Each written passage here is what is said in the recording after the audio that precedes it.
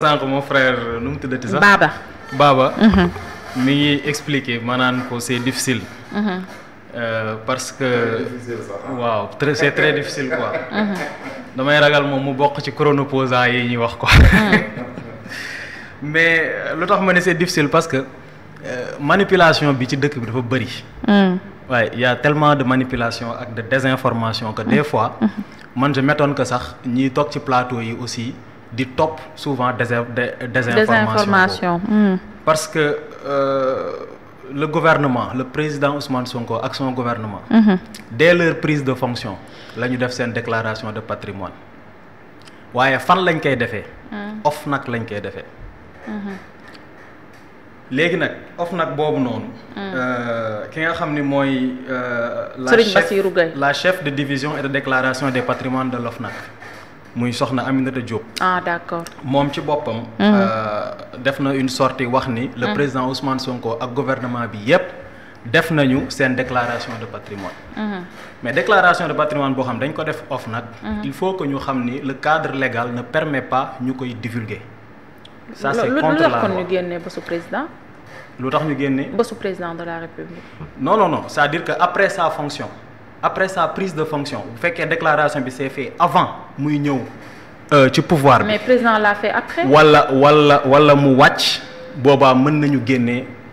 patrimoine moom bi ñuy xam déclaration. moo tax boobu fekk na mu nekk président. non est-ce que avant la ko def est-ce que avant sa prise de fonction la ko def mais déclaration boo xam ne da nga ko jox OFNAC amul droit di ko génnee. te loolu li koy wane mooy la loi 2014-17 dama leen koy liiral. pour qu'il n'y ait pas de manipulation. la loi 2014-17. du 2 avril 2014 relative à la déclaration de patrimoine. dans son article 9 moo ni le processus de déclaration de patrimoine revêt un caractère confidentiel.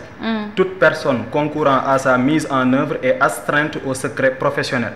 Tout manquement au caractère confidentiel de la déclaration de patrimoine par divulgation ou publication quelconque sera puni par les peines prévues par les lois en vigueur.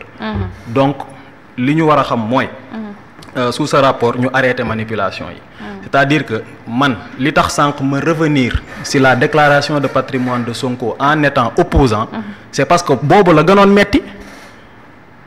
gënoon metti ci moom te boobu la ko def c'est-à-dire biñ ko radier la ko def bu fekkoon c'était du faux su boobaa lañ koy jàpp tëj ko ci kaso bi benn yoon donc loolu moom mooy leeral yi mu bëggoon indi par rapport à cette déclaration de patrimoine léegi bëggoon naa ñëwaat aussi sur un autre point boo xam ni ça concerne les avantages yi nga doon wax sànq je pense que yow yaa ko évoqué bu fekkee suivre nga le plan de redressement économique et social biñ koy présenté le premier ministre ñëw na ci la réduction de la taille de l'État wax ni état bi par rapport ak fonctionnement am war nañu mën a yaxanal ba mën a am 50 milliards yoo xam ne dañ koy jëlee ci yaxanal boobu donc loolu benn la ñaareel bi wax na ci boppam les voyages à l'extérieur yi nga xam ni ministre yi dañ koy def directeur dañ koy def te mu nekkoon loo xam ne nit ñi dañ ciy jaaree ci frais de voyage yi di enrichir comme ça parce que dañuy wër di tambambaal des fois sax doo am benn mission mais génn comme ça juste pour des frais de voyage mu ni frais de voyage yooyu noonu am na ci yoo xam dañ koy dindi am na ci yoo xam dañ koy wàññi drastiquement. man xam naa maire boo xamante ni maire dëkk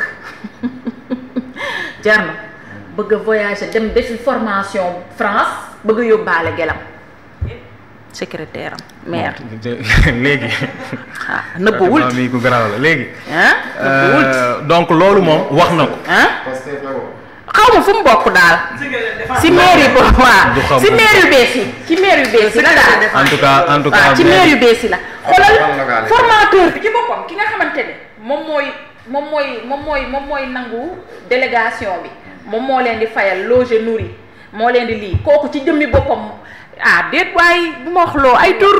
mais wala ville wala commune. monsieur Si mu dem. c'était pour répondre juste ci monsieur Si wax que ni dëgg la avantage yooyu noonu dañ si sax privilégié. en fait dafa am ay seeni mbokk. voilà dafa am formation jàngi lay yóbbaale sa gerte. dafa am situation mooy sànq li ma la doon wax xoolal mooy sànq li ma la doon wax ci système bi ñu fi fekk.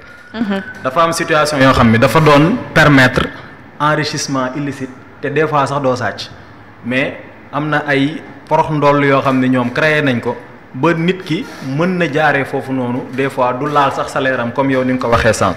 yooyu noonu yëpp nag le premier ministre dafa wax clairement que ni dañ koy dindi. mooy dëgg de. waaw donc ku suivre plan de redressement bi dans sa présentation dégg nga loolu. léegi nag basam ban. basam ban. keesu primature bi. non ban kees moom amul fonds politique à la primature. seulement le président mën na ko. non y a pas de fonds politique. y a pas de fonds politique li am mooy le président mën na ko déléguer benn ligne budgétaire boo xam ni moom. dina ci mën a exécuter non xam nga lan mooy différence bi. ak fonds politique. non du tur bi kese mooy la transparence c'est-à-dire que ligne budgétaire dañuy xam ñaata la. ak ñaata lañ ca génnee. ak fan lañ ko def. mais su fekkee fonds politique la dafa am nébuleux bu ci am yow am na fonds yu bëri yu daan am fii xamoo ko c'est-à-dire que tey am na benn exercice de transparence mais ba fee xamuñu ko Thierno. xoolal am na exercice de transparence boo xam ni daawul am na c'est-à-dire que il faut que ngeen saluer ko mooy que le premier ministre bu taxawee sax wax salaire am keneen wax salaire am loolu exercice de transparence la ba léegi je pense que on va vers ça c'est-à-dire que amatul benn genre tabou boo xam ni ci élu yi ñuy wax ni kii kenn xamul lu muy fayee ko wala mbir yu demee noonu donc loolu il faut que aussi ñu arrêter manipulation boobu te je pense qu'il y a quelque chose aussi de très important boo xam ni moom def na ko à la primature mooy bi mu ñëwee war a renouveler ñu ni dañuy renouveler comment dire le parc automobile bu primature bi moom dafa préférer non seulement bañ ko renouveler mais mu réfectionner parce que on avait besoin de l'acquisition de 33 véhicules. Il a préféré réparer yi nga xam ne ñoom ñoo nekk ci parc bi au lieu muy dem jënd yeneen. donc loolu moom ci cohérence boobu noonu mi ngi ci et je pense que sénégalais aussi gis nañu loolu. donc aspect bi ma doon wax sànq mooy ci administration bi laa nekkoon. voilà ci administration bi laa nekkoon par rapport ak personnel bi am na ku tudd sànq les mairies. da ngay dem mairie yoo xam ni. dafa presque agent yëpp ay agent fictif lañ. buñ la nee mairie bi am na 100 employés yu fi xëy yow boo ñëwee ci mairie bi doo fa fekk 10 employés yu mat. donc loolu aussi dafa nekk benn genre héritage boo xam ni fekk nañ ko fi. nekk di ko assainir nekk di ko jubbanti. l'administration li ci am wax na ko léegi mënul ëpp na maa tey. yow. toll nañ foo xam ne Sénégal boo doon tey di amuser wu di envoyer email sax ci benn service public. bul xalaat ñu tontu la. pourquoi il se répète te pourtant Premier ministre sur ça parce qu'il avait déjà génnoon na ba wax loolu mer fëgg ci table bi benn conseil des ministres aujourd'hui mu jëlaat loolu tegaat ko ci table bi te alors que moom am na liiwu changé ko c'est que au fait le premier ministre. non merul. li ñuy wax ne kii non jamono jooju moom meroon na. lenteur administrative yi day dakk désormais sous agenda le ministère yi di liggéeyee xam nga yooyu c'est très sec. non il est juste rigoureux dans sa démarche. mais merul.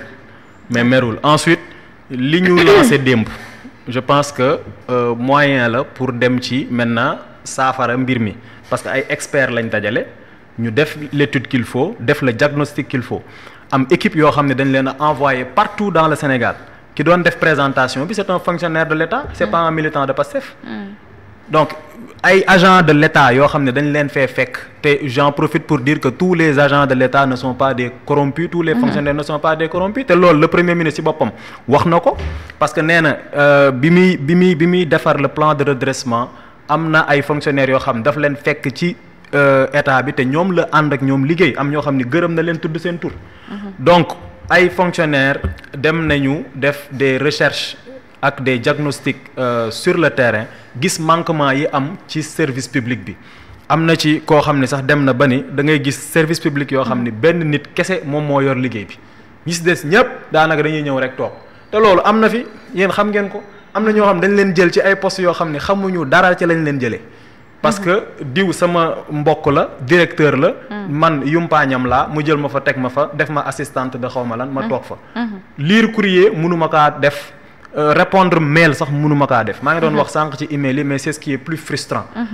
donc dëkk boo xam ne déjà quand tu envoies un mail seulement kenn du la mën a tontu. donc mënuñu yaakaar am une certaine célérité. dans le traitement donc des dossiers. donc loolu je pense que lu am solo la ci liggéey bi ñuy def. n'a pas privilégié lim ñu diggoon mooy li nga xam ne mooy offre kii ci lu jëm ci emploi def ay comment dire appel à candidature parce que lu ñu gis mooy partage du gâteau la ñu gis en quelque sorte bañ na ba sax jamono ji parmi les 4000 cadres man j'en connais certains yoo xam ne soo leen woowee pour invitation dañ lay wax ne non instant bàyyi toog rek xaar sama wàll.